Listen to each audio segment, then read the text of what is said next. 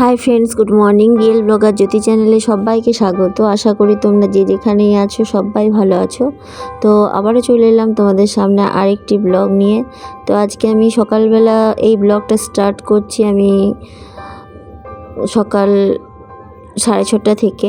আর আমি সকালের কাজকর্ম সেরে নিয়েছি। আজকে ছেলেও স্কুল যায়নি, তো ভাবলাম যে তাহলে আমি একবারে নিচের ঘরটরগুলো গুছিয়ে ওপরে যাই। আর ছেলে ওর পাপার সাথে চলে গেছে, ওর পাপার মিলে।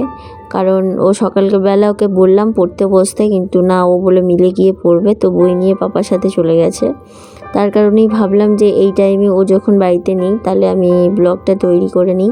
তা আমি তার জন্যই এখন থেকে আমি ব্লগটা স্টার্ট করলাম। দিয়ে নিচের ঘরদোরগুলো মানে আমি বাসি কাজকর্ম ঘরদোর ঝাড় দেওয়া মানে বাসি কাজকর্ম সেরে ফেলেছি, কিন্তু এই যে বিছানাপত্র গোছানো কমপ্লিট হয়নি, তার ফলে ঘরটা বড়ই অগোছালো লাগে। তো বিছানাটাকে গুছিয়ে নিলাম, নিয়ে তারপর সব জিনিসগুলো একটু একটু করে মুছে নেবো, দিয়ে তারপর উপরে যাব। আর সত্যি কথাই আমি রোজ 5:30টার দিকে উঠে পড়ি, আর তারপর আমি সব পরিষ্কার পরিচ্ছন্ন করি। আর তারপর শাশুড়ি মা ওঠেন, দিয়ে নিচে নেমে তারপরে চা খান। তো তখন মনে হয় নিজেকে যে আমি মনে হয় বাড়ির কাজের মানুষ যেমন সকালবেলা চলে আসেন আর মালিকরা পরে ধীরে সুস্থে ঘুম থেকে উঠে যে যার মতো চাটা খায়, সেরকম অবস্থা আমার। তো এক এক সময় নিজেকে খুব কষ্ট লাগে। পড়াশুনো শিখে পরের বাড়িতে কাজের মানুষ হিসেবে কাজ করছি, আর নিজের বাবা মাকেই সেইভাবে মেয়েরা আমরা হেল্প করতে পারি না, পরের বাড়িতে এসে নিজের করে নিই। তো এক এক সময় মনে হয় আমি কাজের লোক, তারপরে এক এক সময় মনে হয় না আমারই তো সংসার। তার ফলে কষ্টটা কিছুটা কম হয়, কিন্তু সকালবেলা করে রোজ যখন উঠে সব কাজ সারতে হয় খুব কষ্ট হয়। তারপরে পরক্ষণে ভাবি আমি তো কাজের লোক আর বাকি সবাই মালিক। তো যাই হোক, এরকম কাজের লোক হওয়াও ভালো, যাতে করে কাজ করে নিজের সংসারটাই উন্নতি করতে পারি। তো যেহেতু আমার খুব ইচ্ছে আছে কোনো দিন যদি ভালো উন্নতি হয় বা কোনো দিন কিছু করতে পারি, তো বাড়িটাকে অনেক কিছু দিক থেকে সারাতে হবে, বা ইচ্ছেও আছে অনেক কিছু বাড়িটাকে ভালো করে সারিয়ে নেওয়ার। কারণ জানি না নতুন করে বাড়ি করার ক্ষমতা হবে কি না। তো এই যে বাড়িটাই আছে তাকেই নতুন করে সাজানোর ইচ্ছা আছে, কোনো দিন করবো কি না। তো এরকম কাজ করেও যদি আমি কোনো দিন নিজের সংসারটাকে সাজিয়ে নিতে পারি, সেটাও আমার কাছে ধন্য।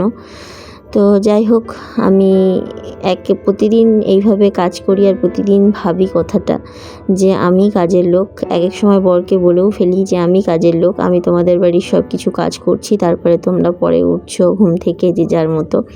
তো যাই হোক, বললে অনেক কথাই, তো আর বিশেষ কিছু আর বলবো না। তো নিচে কাজকর্ম সেরে ওপরে চলে এলাম। দিয়ে ওপরে এসে এখন ওপরে ঘরের জানলা দরজাগুলো বন্ধ করলাম। আর ওপরে আমার এই সাইডে বারান্দা আর দুটো ঘর, আর শাশুড়ির ঘরটা একদমই আলাদা, মানে আলাদা সাইডে ব্যালকনিটা সামনের দিকে, যেটা আমি প্রায় দেখাই মাঝে মধ্যে ঝাড় দিচ্ছি, সেই ব্যালকনিটা দিয়ে দিতে হয়, তো ওটা যেতে হয়, তো ওটা এক সাইডে। তো শাশুড়ি ঘরটা শাশুড়ির মতোই সাজান, তো আমি সেখানে আর হস্তক্ষেপ করি না।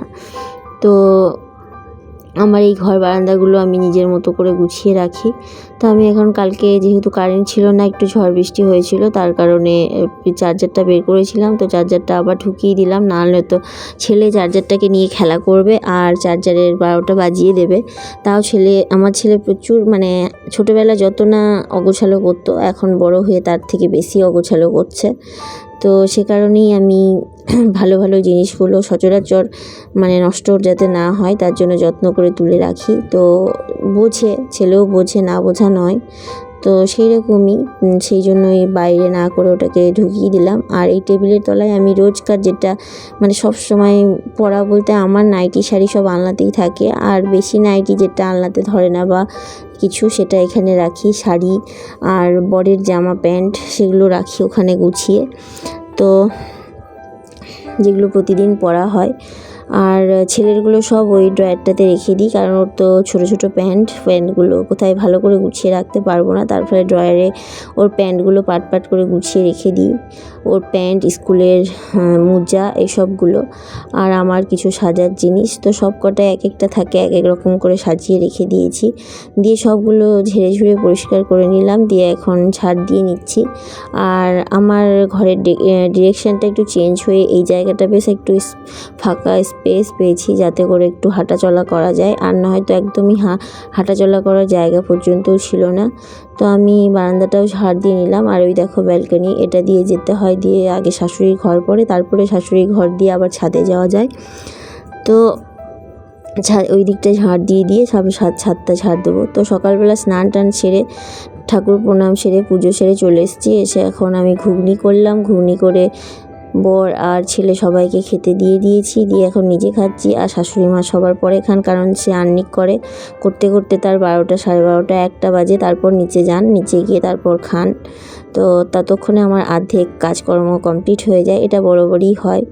তো যেদিন মনে হয় যে আজকে আমি আর কোনো কিছু করব না বা সবজি বাছবো না, তো যেদিন আমি একটু কুড়েমি করি বা একটু খারাপ লাগে শরীর, সেদিনই গিয়ে হয়তো একটু সবজি বেছে কুছে দেয়, এই যা। আর নয়তো তার অপেক্ষা না করে আমি যে বেশিরভাগ টাইমটাই কেটে বেছে রান্না করতে বসি। তো আজকে খাসির মাংস নিয়ে এসছে, ছেলে খুব মাটন করছিল, তো তার কারণে মাংস নিয়ে এসছে। দিয়ে এখন খাসির মাংস করব, ভাত করব আর একটা শাক করব, ব্যাস, আর বেশি কিছু করব না। তো ভাতটাও ফুটে এসছে প্রায়। তো সবটা একা হাতেই আমাকে সামলাতে হয়। কিছু আছে যেটা শাশুড়ি মা করেন, না করলে হয়তো বা আমি কিছু বলবো এই ভয়েও কিছুটা করেন, আর তা নয়তো একদমই না করতে পারলেই ভালো হয়। তো যাই হোক, এক সময় আমিও ফেড আপ হয়ে যাই, ক্লান্ত হয়ে যাই, তখন বাধ্যতামূলক আমাকে প্রকাশ করতে হয় যে আমি খুব ক্লান্ত, আমারও একটু সাহায্য চাই, নাহলে নিজেকে বাঁচিয়ে রাখতে পারবো না, এতটাই ক্লান্ত হয়ে পড়ি। তো তার কারণে একটু মুখ ফুটে আমাকে বলতে হয়। তো দেখো সব কিছু মশলা দিয়ে দিলাম, আদা বাটা, জিরে বাটা, হলুদ গুঁড়ো, নুন, যা লাগে সব কিছু দিয়ে দিলাম। দিয়ে এখন মাংসটাকে কষিয়ে নিয়ে একবারেই প্রেসারে কষাবো, কষিয়ে জল দিয়ে সিটি দিয়ে নামিয়ে দেবো। আর আমাদের বাড়িতে মা কড়াইয়ে করে, তো একবার আমরা গেলে প্রেসারে আগে মাংসটা সেদ্ধ করে নেয়, তারপরে কড়াইয়ে কষিয়ে জল দেয়। তো আমার মাংসটা প্রায় হয়ে এসছে। তো জানি না ভিডিওটা তোমাদের কেমন লাগবে। যদি ভালো লেগে থাকে প্লিজ লাইক, শেয়ার, সাবস্ক্রাইব করো, আর ভালোবেসে আমার পাশে থেকো। তোমাদের একটা লাইক আমাকে পরবর্তী ভিডিও বানাতে খুব মোটিভেট করে, তো প্লিজ একটা লাইক দিও। তো আমি এখন কষাচ্ছি আর দাঁড়িয়ে আছি। তো মাংসটা কষিয়ে নিয়ে একটুখানি জল দেবো, দিয়ে নামিয়ে নেব। আর তারপর ছেলে বায়না ধরেছে যে কলা পাতাই খাবে, তো ওর ঠান আর ও কলা পাতা কাটতে গেছে। তো আজকে ও মাংস ভাত কলা পাতাই খাবে, ওর খুব ইচ্ছে হয়েছে, ও কলা পাতাতে খেতে খুব পছন্দ করে। আর সত্যি কথাই ওর মানে এই বয়সে এই জেনারেশনের ছেলেরা কলা পাতা, পদ্ম পাতা এইসবগুলো অনেকেই জানে না। তবুও আমার শ্বশুরবাড়িতে, যেহেতু আমার বাড়ি যেহেতু গ্রামে, আমার বাবার বাড়ি, আর আমার শ্বশুর বাড়িটাও টাউন থেকেও গ্রামের মতো আবহাওয়া, মানে নিজস্বই প্রচুর বড় জায়গা আছে যেখানে কলা গাছ, আম গাছ সবই আছে, যেটা কিছুটা আমি ভিডিওতেও তোমাদেরকে দেখাই। তার কারণে ও কলা পাতা তো অভাব নেই, সে কারণে কলা পাতা নিয়ে এসে মানে ও কলা পাতাতে খাবে।